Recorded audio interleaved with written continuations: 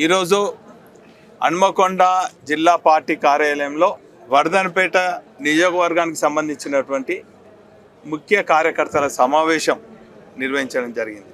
గత వారం 10 రోజుల నుంచి చూస్తే కొంతమంది కేసీఆర్ గారి ఫోటోతో గతంలో గెలిచినటువంటి కొంతమంది ప్రజాప్రతినిధులు, అదేవిధంగా మొన్న జరిగినటువంటి ఎన్నికల్లో ఓటమి పాలై వేరే పార్టీల పోతున్నటువంటి సంఘటనలను, సందర్భాలను, వ్యక్తులను మనం చూస్తున్నాం.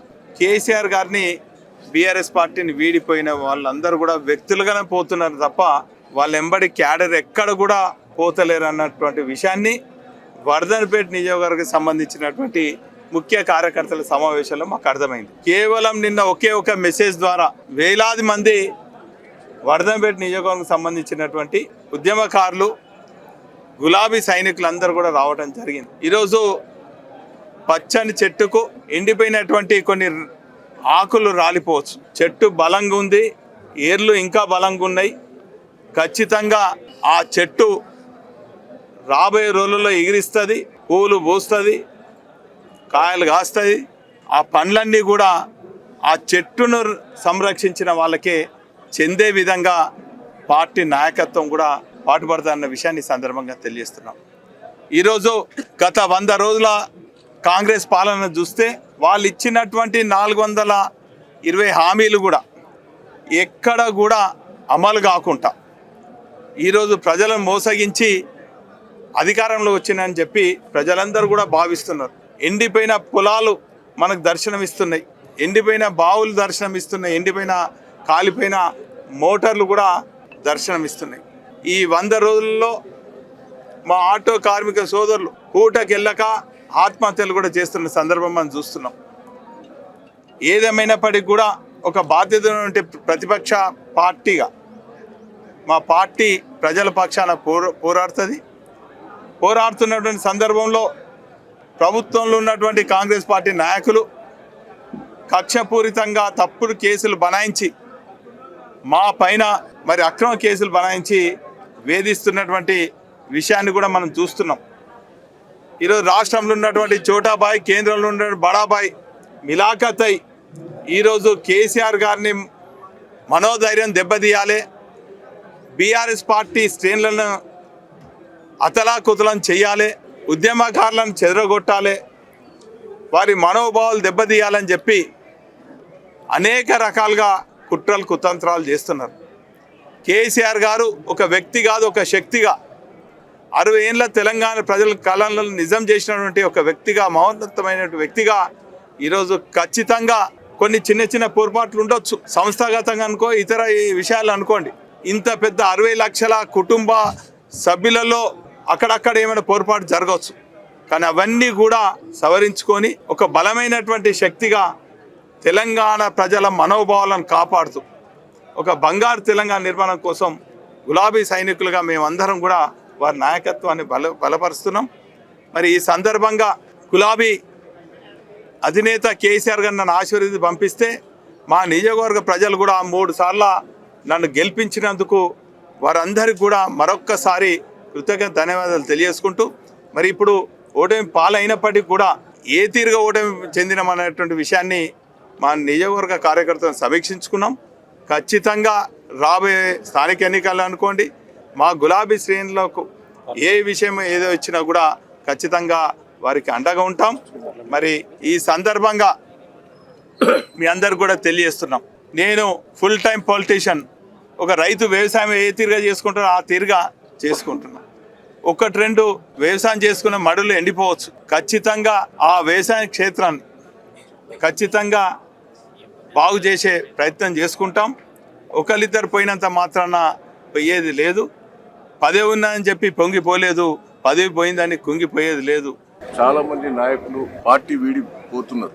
నాకు తెలిసిన కాడికి పార్టీ బారిటోళ్ళందరూ కూడా ఏదో బిజినెస్ చేసేటోళ్ళు, ల్యాండ్ దందాలు చేసేటోళ్ళు, తప్పు పనులు చేసేటోళ్ళు, చుట్టూ వాళ్ళే రాజకీయాలలో అధికార పార్టీ ఉంటేనే బతకగలుగుతూ ఉంటూ పోయేటోళ్ళు చాలా మంది ఉంటారు. చాలా నియోజకవర్గాలు పోయారు, మా దగ్గర కూడా పాలకుర్తి నియోజకవర్గాలు పోయారు, వర్ధన్పేట నియోజకవర్గాలు పోయారు, హన్మకొండలో పోయారు, వరంగల్లో పోయారు. పోయేటోళ్ళంతా కూడా ఏదో తప్పు చేసిన ఉండి రాష్ట్ర ప్రభుత్వంతో అక్కరుండవు, వేరే ప్రభుత్వాలతోటి అండ తీసుకున్నందుకు పోయేందుకే అవకాశం ఉంటుంది అనేది నాకు రాజకీయంగా ఉన్న అనుభవం మీద చెప్తున్నా. కానీ ప్రజలు మారరు.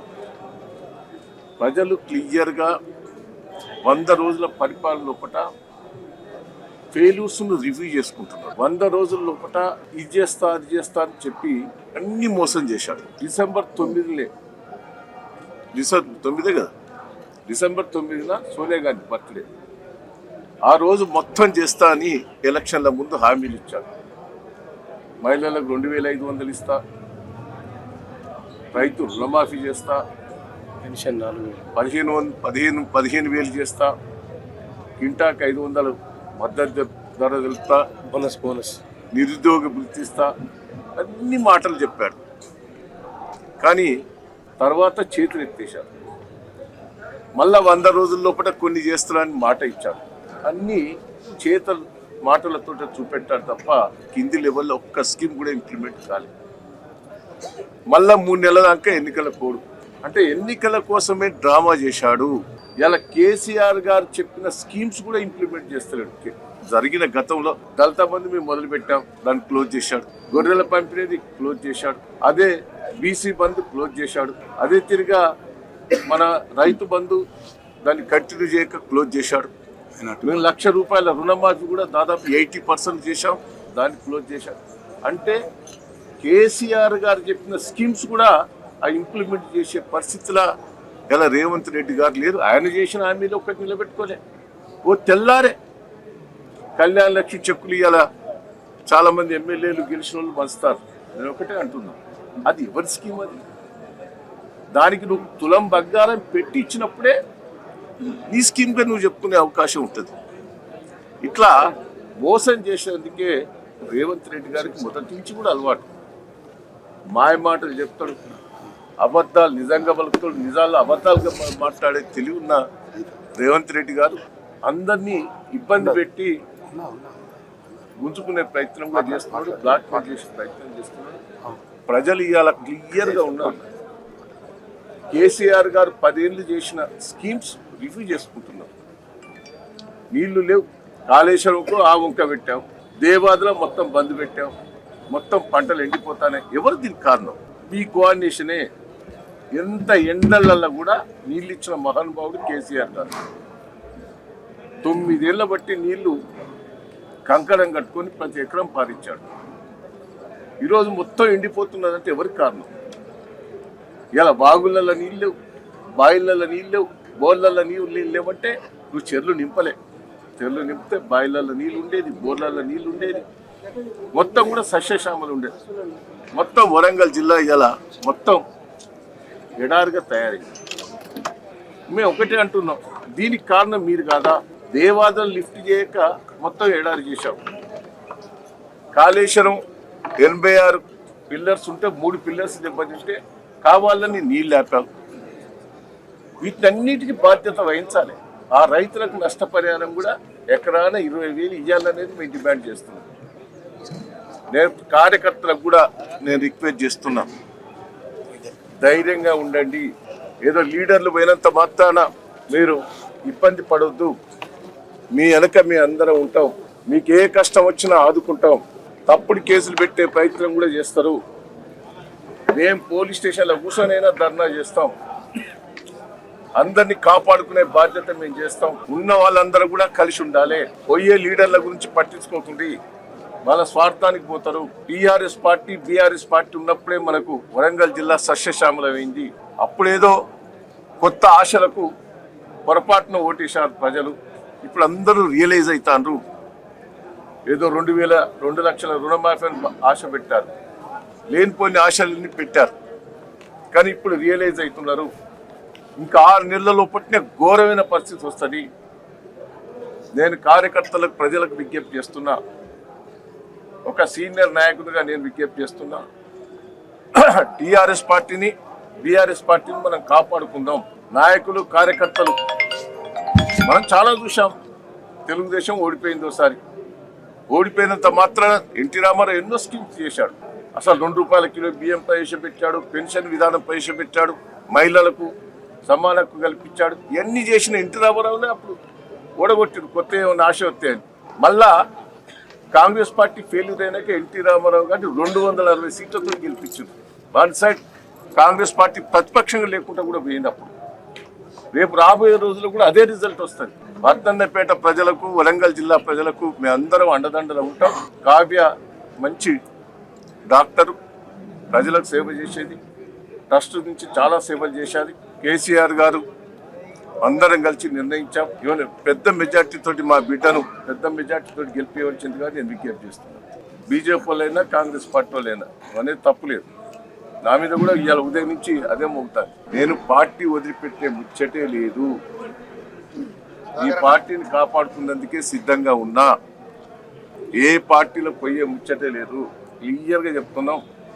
టీఆర్ఎస్ పార్టీనే మళ్ళా అధికారాన్ని, బీఆర్ఎస్ పార్టీని అధికారం తీసుకొచ్చేందుకే ముందడబడి పనిచేస్తా. కార్యకర్తలకు ఈ కష్టకాలం నేను ఎన్నో చూశాను. ప్రతిపక్షంగా చాలా మంది ప్రతిపక్ష ముఖ్యమంత్రులను కూడా చూశాను. చాలా మందిని ఎదుర్కొన్నాను. నన్ను రాజశేఖర రెడ్డి ఎంత ఇబ్బంది పెట్టిందో మీకు తెలియదా? నా వర్ధన్నపేటను నువ్వు రాకపోతే ఎస్సీ రిజర్వేషన్ చేస్తా అన్నాడు. నీకు ఎక్కడ నిలబడకుండా చేస్తా అన్నాడు. పోతామే అనుకున్నా. నేను పోలే. ఎంపీగా ఉన్నప్పుడు నన్ను గుంజే ప్రయత్నం చేశాడు. ఎమ్మెల్యే ఉన్నప్పుడు గుంజే ప్రయత్నం చేశాడు. నేను పోలే. మళ్ళీ నేను పాలకుర్తి ప్రజలు నన్ను గెలిపించాను 3 సార్లు. ఎన్ని ఇబ్బందులు వాళ్ళు పోర్ట్ చేసినా, ఎన్ని ఇబ్బందులు పెట్టినా రాష్ట్రం కానీ కేంద్రం కానీ పోయే ముచ్చట్లేదు. బీఆర్ఎస్ టీఆర్ఎస్ పార్టీలో ఉండి కార్యకర్తలకు అండదండలు ఉంటారు. మా బీఆర్ఎస్ అధినేత కేసీఆర్ గారికి నా మీద అత్యంత నమ్మకంతో బీఆర్ఎస్ లోక్సభ అభ్యర్థిగా నా పేరు ప్రకటించడం జరిగింది. దానికి నా ప్రత్యేక ధన్యవాదాలు తెలియజేసుకుంటున్నాను. అలాగే గత 10 ఏళ్ల నుంచి కూడా బీఆర్ఎస్ అధినేత కేసీఆర్ గారి స్కీమ్ ప్రతి ఇంటిని చేరింది అన్న దాంట్లో ఎటువంటి అబద్ధాలు లేవు. అయితే ఏంటంటే ప్రజలు మార్పును కోరుకున్నారు. కానీ ఈ 100 రోజులలోనే కాంగ్రెస్ పరిపాలన ఎలా ఉన్నది అనేది ప్రజలు చూస్తున్నారు. రైతు బంధు సరిగ్గా పడలేదు అందరికీ. తర్వాత పంటలు ఎండిపోతున్నాయి, కొత్తగా బోర్లు వేసుకుంటున్నారు, కరెంటు సక్రమంగా లేదు. ఇట్లాంటి అనేక పథకాలు కూడా ఏది కూడా సాఫీగా ఉన్న పాతవి కూడా సరిగ్గా జరగట్లేదు. అన్నం ఉడికిందా లేదో తెలియడానికి ఒక మెతుకుని చూసినట్టే కాంగ్రెస్ పరిపాలన ఇక మీదట ఇంకో 5 ఏళ్లలో ఎలా ఉండబోతుందని చూడడానికి కూడా ఈ 100 రోజుల పరిపాలన చాలు. అయితే మనం చూస్తుంటే పేపర్లలో కానీ అక్కడక్కడ ఇస్తున్నారు బీఆర్ఎస్ ఖాళీ అని. కానీ ఈరోజు మా సమావేశ మందిరంలో చూస్తే కనుక గులాబీ సైనికులు నిండిపోయి ఉన్నారు, బయటకు కూడా వచ్చారు. కేవలం ఇంతమంది కూడా బీఆర్ఎస్ని పట్టుకొని ఉన్నారు అంటే అదంతా వాళ్ళు చాలా నిబద్ధత ఉన్నారని తెలియజేస్తున్నాను. అట్లాగే మా దగ్గర నుంచి వెళ్ళిపోయిన నాయకులు ఎవరైతే ఉన్నారో వాళ్ళందరూ కూడా స్వప్రయోజనాల కోసం వెళ్ళిన వాళ్ళే. ఇంతకుముందు మనం నిన్న పేపర్లో చూసినట్టు మల్లారెడ్డి పార్ట్ టైం పొలిటీషియన్ అన్నట్టు వాళ్ళందరూ కూడా పార్ట్ టైం పొలిటీషియన్సే, ఫుల్ టైం బిజినెస్ మెన్లు. కాబట్టి వాళ్ళ బిజినెస్లు కాపాడడానికి మాత్రమే వెళ్ళిపోయారు. మేమందరం కూడా కలిసికట్టుగా చాలా గట్టిగానే ఉన్నాము. మేము ఇక మీదట రాబోయే లోక్సభ ఎన్నికల్లో కూడా కలిసికట్టుగా ఫైట్ చేస్తాము. డెఫినెట్గా కూడా బీఆర్ఎస్ లోక్సభ అభ్యర్థిగా నేను గెలుస్తాను. అట్లాగే నేను ఒకటే చెప్తున్న ప్రజలకి ఏంటి అంటే బీఆర్ఎస్ స్వరాష్ట్ర ప్రయోజనాల కోసం ఏర్పడిన పార్టీ కాబట్టి మన గొంతుకగా మనం మాత్రమే అంత గట్టిగా మాట్లాడగలము. అదే జాతీయ పార్టీలు అయినటువంటి కేంద్రంలో కొత్తగా వచ్చిన పార్టీ కాదు బీజేపీ. గత 10 ఏళ్ల నుంచి కూడా తెలంగాణకు అన్యాయం చేస్తూనే వస్తుంది. కాబట్టి వాళ్ళ అభ్యర్థి అయినా కాంగ్రెస్ అయినా కూడా వాళ్ళు ఏది కూడా వాళ్ళ అధినాయకుల ప్రకారం నడుచుకుంటారు. వాళ్ళకి వేరే ప్రయోజనాలు ఉంటాయి. కానీ బీఆర్ఎస్ నాయకుడైనటువంటి కేసీఆర్ గారికి వేరే ప్రయోజనాలు లేవు. ఆయన కేవలం రాష్ట్రం కోసమే పోరాడిండు. రాష్ట్రంలో ప్రతి అణువు ఆయన తెలుస్తుంది. కాబట్టి మా బీఆర్ఎస్ అభ్యర్థిగా నన్ను గెలిపించమని నేను ప్రజలందరినీ కోరుకుంటున్నాను. మీ అందరి గొంతుకగా నేను ఢిల్లీలో మాట్లాడతానని తెలియజేసుకుంటున్నాను. Thank you.